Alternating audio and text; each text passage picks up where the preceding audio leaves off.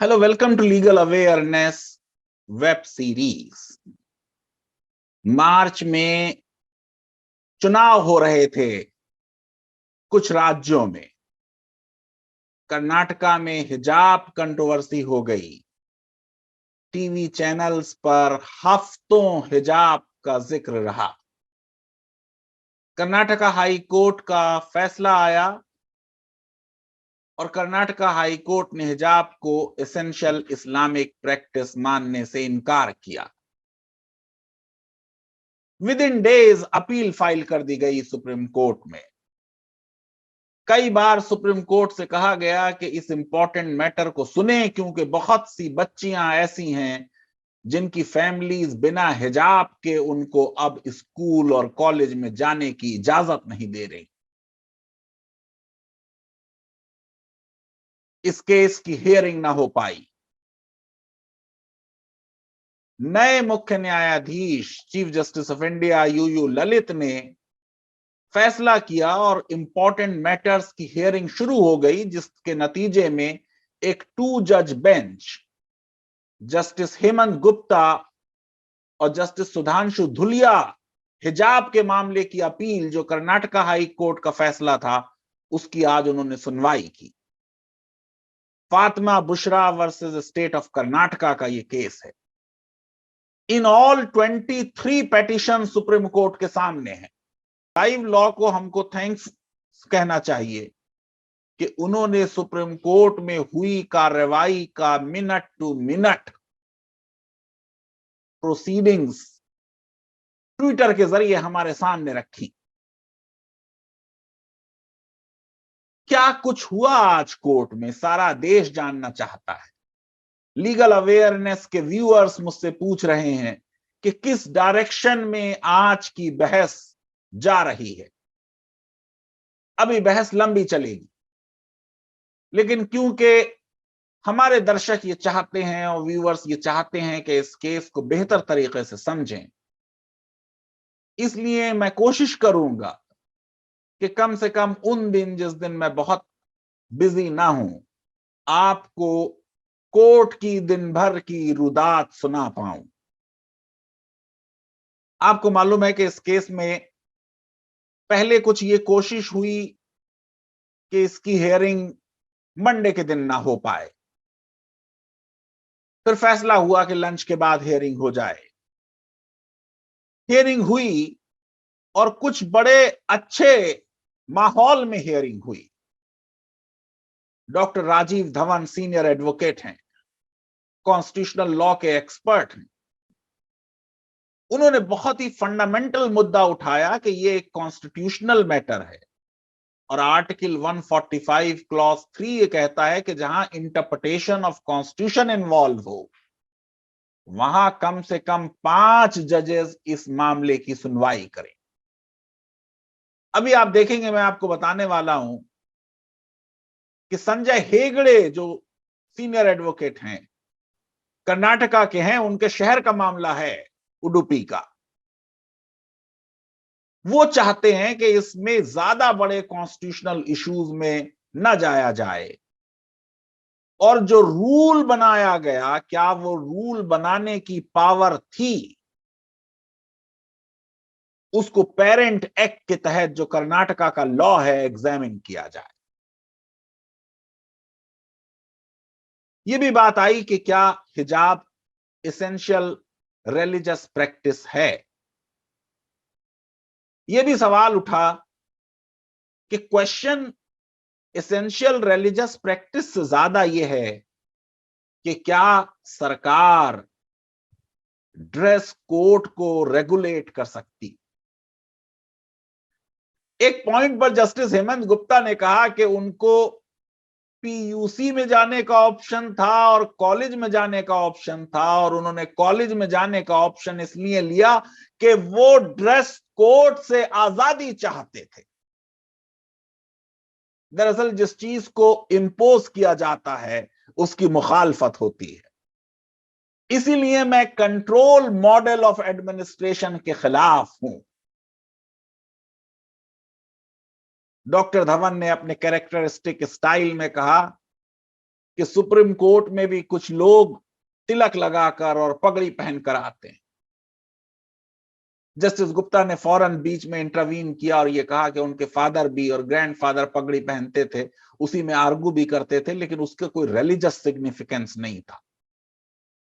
दरअसल हिजाब का भी रिलीजियस सिग्निफिकेंस है या नहीं, इस पे कुछ डिबेट है। अरब के डेजर्ट की बात हो रही है, जैसे कि राजस्थान का डेजर्ट है और वहां पर भी घूंघट की प्रथा है। अगर सर को न ढका जाए तो सर में रेत आ सकता है।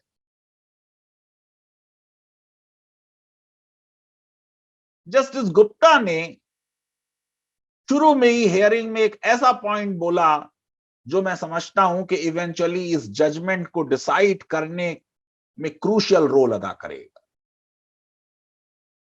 यह बात बहुत बार कही जा चुकी है कि हम एक सेकुलर स्टेट हैं। प्रीएम्बल हमें एक सेकुलर स्टेट कहता है। अगर हम एक सेकुलर स्टेट हैं तो क्या रिलीजियस ड्रेस एक गवर्नमेंट रन इंस्टीट्यूशन में हो सकता है या नहीं? आमतौर से सेकुलरिज्म की मुखालफत और आमतौर से यह कि सेकुलरिज्म कोई अच्छी चीज नहीं, लेकिन यहां देखिए एक आर्गुमेंट ये बिल्डअप किया जाएगा और किया जा सकता है कि सरकार के अगर स्कूल हैं तो उसमें किसी भी मजहब का कोई ड्रेस, कोई आइडेंटिफिकेशन नहीं होना चाहिए। एडवोकेट जर्नल ने स्टेट के यही बात कही कि हमने ये नहीं कहा कि आप हिजाब पहन के ना आए, हमने ये कहा कि कोई भी ऐसा ड्रेस जो रिलीजियस आइडेंटिटी को रिवील करता हो वो पहन के ना आया जाए। मैं समझता हूं कि जस्टिस हेमंत गुप्ता ने इशू को बिल्कुल फ्लैग कर दिया है। डॉक्टर धवन ने यह भी अदालत को बताया कि कर्नाटका में एक स्टेज पर पिटिशनर्स ने यह भी कहा था कि जो यूनिफॉर्म में स्कार्फ है और वो उसी कलर का है जिसका यूनिफॉर्म है, हमें उससे अपने सर को ढकने दिया जाए। मैं समझता हूं कि यहां कर्नाटका हाई कोर्ट का जजमेंट सही नहीं है। ये रीजनेबल अकोमोडेशन इस वक्त इस पॉइंट पर दी जा सकती थी और हो सकता है सुप्रीम कोर्ट यहां वो रीजनेबल अकोमोडेशन देने को कंसीडर करे।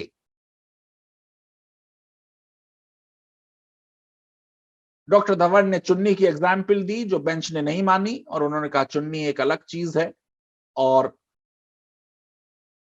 स्कार्फ एक अलग चीज। संजय हेगड़े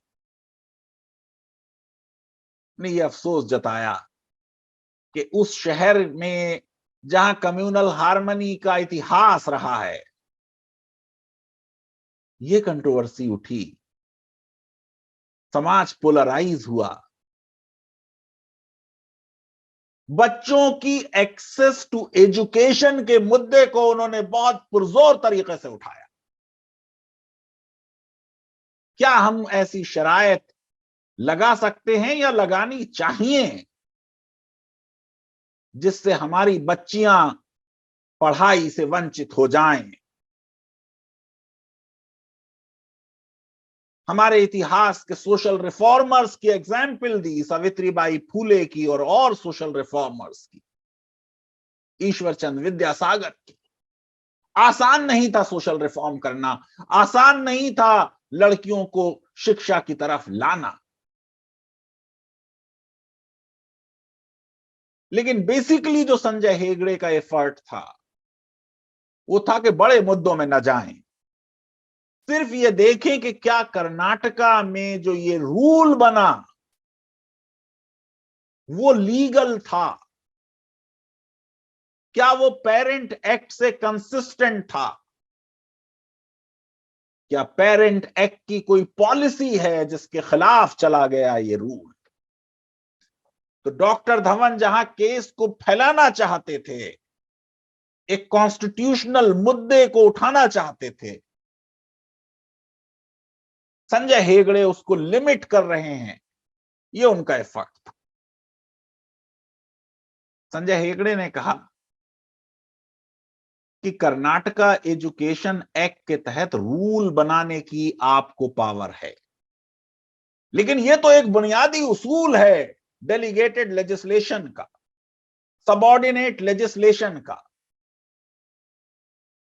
कि रूल कभी भी पेरेंट एक्ट के खिलाफ नहीं जा सकता, उसके विरुद्ध नहीं जा सकता। और उन्होंने कहा कि जो रूल बना है उस रूल को देखा जाए। आपको मालूम है कि एक कॉलेज डेवलपमेंट कमेटी है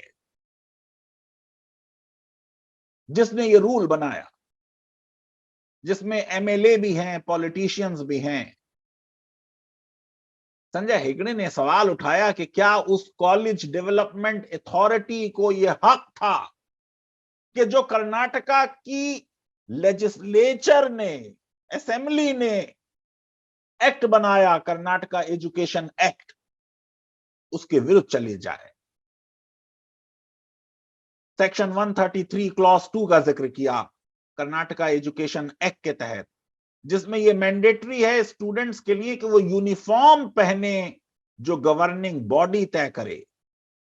और फिर उन्होंने कहा कि क्या कोई बॉडी किसी को यह कह सकती है कि अब आप स्कूल में पढ़ाई नहीं कर सकते क्योंकि आपने एक खास तरह का लिबास पहन लिया।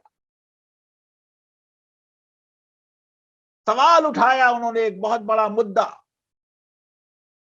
हमारी केंद्र की सरकार की भी पॉलिसी है बेटी बचाओ बेटी पढ़ाओ। मैंने जो पहले वीडियो बनाए हैं हिजाब के मुद्दे पर, उसमें कहा है और लिखा भी है, बेटी को तब भी पढ़ाओ जब बेटी ने अपना सर ढक लिया। संजय हेगड़े कह रहे हैं कि क्या बच्चियों की पढ़ाई कंटिंजेंट हो सकती है इस बात पर कि उन्होंने खास तरह का ड्रेस नहीं पहना? क्या उनको अपनी मॉडेस्टी को कंट्रोल करने के लिए कोई अधिकार है या नहीं? कुछ जीन्स का जिक्र हुआ, बीसीआई के रूल्स का जिक्र हुआ, यह भी जिक्र हुआ कि गोल्फ क्लब में भी कोई ड्रेस कोड होता है। लेकिन संजय हेगड़े ने कहा कि इस कॉन्टेक्स्ट को समझें, यहां बच्चियों की पढ़ाई की बात हो रही है। ईश्वर चंद विद्यासागर, फातिमा शेख और सावित्री फूल की विमेन एजुकेशन में की कारकर्दगी और योगदान को याद किया। जस्टिस गुप्ता ने कहा अगर कोई एक्ट में साफ तौर से पावर नहीं है तो आर्टिकल 161 अप्लाई हो जाएगा। संजय हेगड़े ने कहा कि सेक्शन 39 जो है कर्नाटका एजुकेशन एक्ट का, वो इस बात की पाबंदी लगाता है कि कोई लोकल अथॉरिटी या गवर्निंग बॉडी किसी प्राइवेट इंस्टीट्यूशन की किसी भी नागरिक को कुछ प्रोहिबिटेड ग्राउंड्स पर एडमिशन डिनाई नहीं कर सकती। आपको मालूम है आर्टिकल 15 की भी ये पॉलिसी है। ये ग्राउंड्स जो कर्नाटका एजुकेशन एक्ट में है, ये आर्टिकल 15 से 2 कदम आगे हैं। सेक्शन 39 कह रहा है कि आप किसी भी नागरिक को on ground of religion, race, caste और लैंग्वेज और any one of them directly और इनडायरेक्टली इनकरेज नहीं करेंगे किसी प्रोपेगेंडा को या किसी प्रैक्टिस को जो वूंडिंग करेगा religious feelings of any class, या इंसल्ट करेगा किसी रिलीजन को या किसी रिलीजन बिलीफ को एक educational institution. Section 39 of Karnataka education act article 15 से आगे है। Religious feelings, insult of religion, religious belief, इनको हर्ट नहीं किया जाएगा। आर्गुमेंट बनाना चाह रहे हैं कि ये जो रूल हिजाब के खिलाफ है, ये रिलीजियस फीलिंग्स को हर्ट कर रहा है।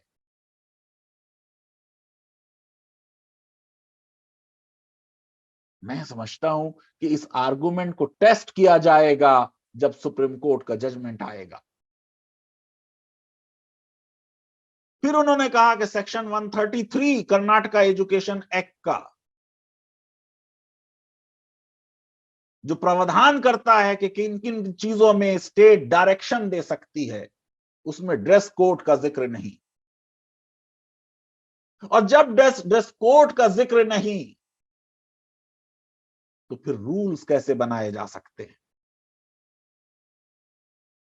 फिर संजय हेगड़े ने यह भी कहा कि ड्रेस के बारे में कुछ प्रावधान है, उनको भी समझा जाए।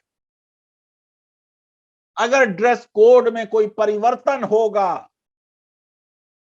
तो बच्चों के माता पिताओं को उसकी इंफॉर्मेशन दी जाएगी 1 साल पहले, और 5 साल तक कोई परिवर्तन नहीं होगा। जो भी यूनिफॉर्म प्रेस्क्राइब हो गया, 5 साल तक उसको चेंज नहीं किया जा सकता।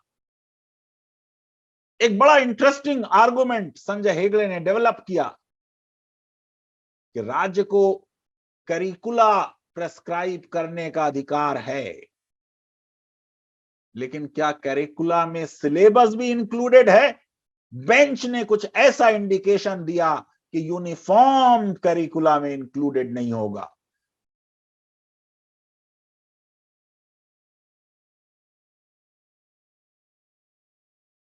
संजय हेगड़े ने कहा कि हिजाब की पाबंदी एक बड़ी सब्सटेंशियल डिसएडवांटेज क्रिएट कर रही है कुछ मुस्लिम लड़कियों के लिए,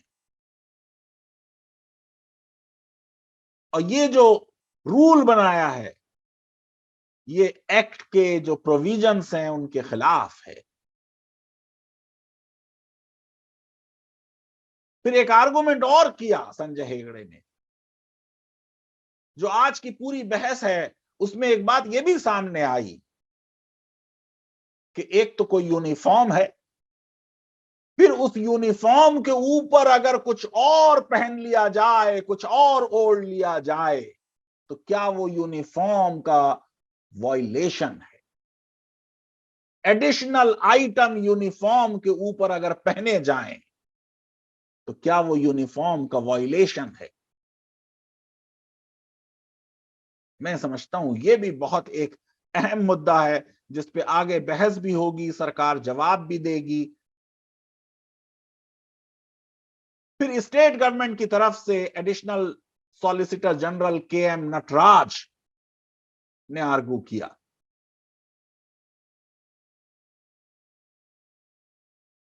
एडवोकेट जनरल ऑफ कर्नाटका ने स्टेट की तरफ से आर्गुमेंट रखे, वो कॉन्टेक्स्ट बताई जिसकी वजह से ये रूल बना।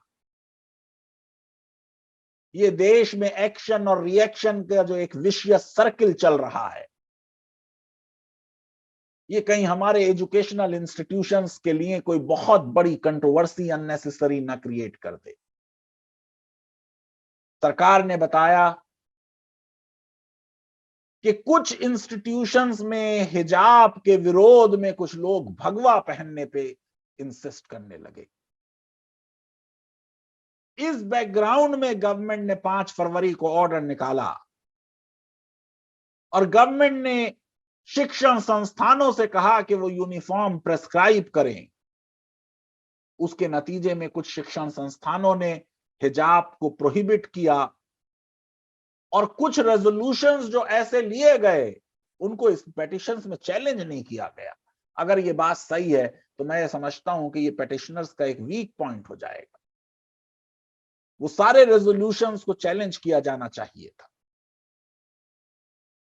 सरकार ने कहा कि हमने स्टूडेंट्स के राइट्स को वायलेट नहीं किया, हम ये कह ही नहीं रहे कि आप हिजाब ना पहने या हिजाब पहने। हमने तो ये कहा यूनिफॉर्म है, उस यूनिफॉर्म को फॉलो करें। सवाल पूछा बेंच ने, बड़ा रेलिवेंट सवाल पूछा जस्टिस धुलिया का सवाल था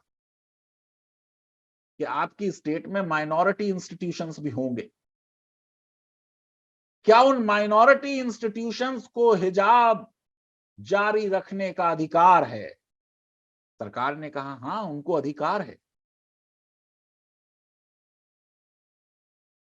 पूछा सवाल कि क्या कुछ क्रिश्चियन इंस्टीट्यूशंस हैं, क्या उनमें हिजाब है? बताया गया नहीं, उनमें हिजाब नहीं है।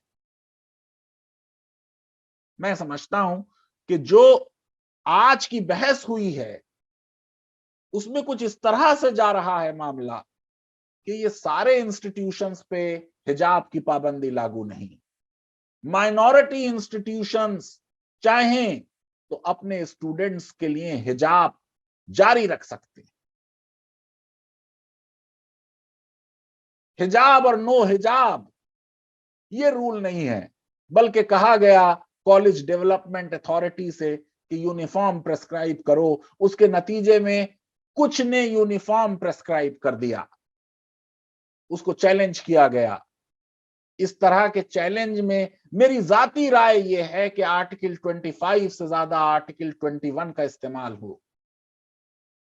इसको एक मजहबी और एसेंशियल रिलीजियस प्रैक्टिस के बजाय, क्योंकि उसमें स्कॉलरली ओपिनियन डिवाइडेड हो सकता है, कहा जाए ये हमारी चॉइस का मामला है, ये राइट टू प्राइवेसी का मामला है, तो एक बेटर आर्गुमेंट बनेगा। लीगल अवेयरनेस वेब सीरीज में हम इस इंपॉर्टेंट केस में जो बहस होगी वो आप तक लाते रहेंगे। अगर आपको लीगल अवेयरनेस वेब सीरीज पसंद आती है तो मेरी रिक्वेस्ट है कि हमारे इस वीडियो को वाइडली शेयर करें, हमारे चैनल को सब्सक्राइब करें और बेल आइकन और लाइक जरूर क्लिक करें। और सब्सक्राइब करने के लिए कोई फीस नहीं, सिर्फ आपको सब्सक्राइब को क्लिक करना है। बहुत बहुत शुक्रिया, धन्यवाद, थैंक यू वेरी मच।